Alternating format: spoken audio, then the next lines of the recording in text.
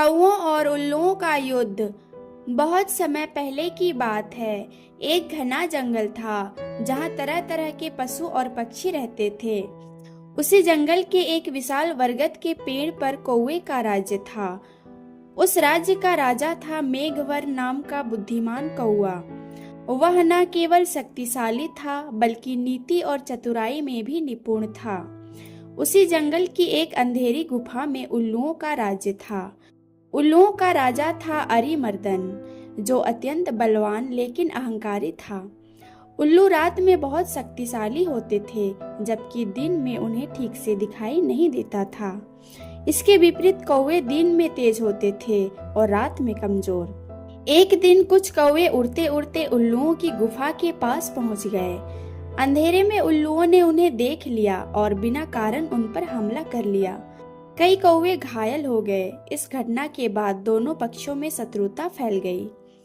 कौओं के राजा मेघवर्ण ने अपनी सभा बुलाई। सभा में उनके 5 मंत्री थे, सुमति, दुर्मति, नीति, शक्ति और बुद्धि। मेघवर्ण बोला, मित्रों, उल्लुओं ने बिना कारण हमारे साथ अन्याय किया है। अब हमें क्या करना चाहिए? एक मंत्री बोला, सीधा युद्ध करना चाहिए।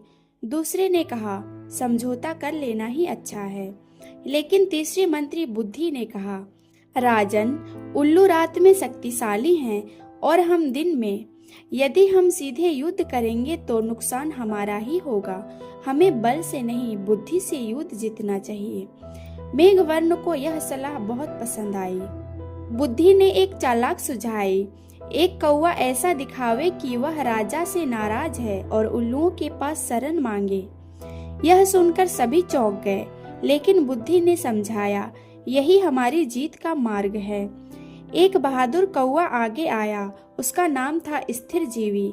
उसे योजना समझा दी गई। स्थिर जीवी अपने पंख नोचकर शरीर घायल कर उल्लुओं की गुफा के पास पहुंचा। वह रोते हुए बोला, हे उल्लुओं के राजा, मेरे राजा ने मुझे अपमानित किया है। अब मैं कौवों से नाता तोड़ चुका हूँ, मुझे शरण दें। उल्लुओं के राजा अरिमर्दन ने सभा बुलाई।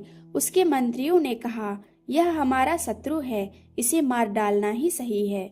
लेकिन एक बूढ़ा उल्लू बोला, शत्रु का शत्रु मित्र ही होता है, इसे मारना ठीक नहीं है।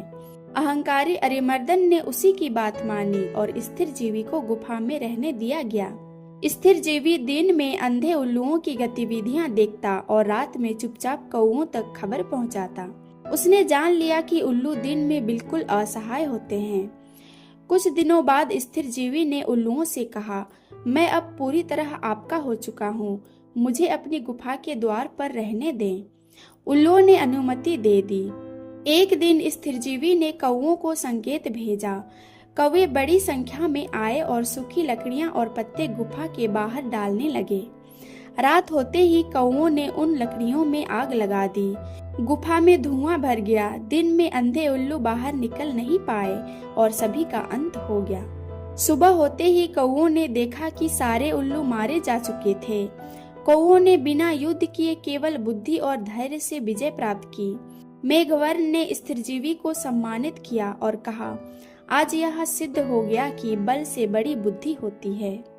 इस कहानी से हमें ये सीख मिलती है कि जो युद्ध बुद्धि से जीता जाए उसमें रक्त नहीं बहता।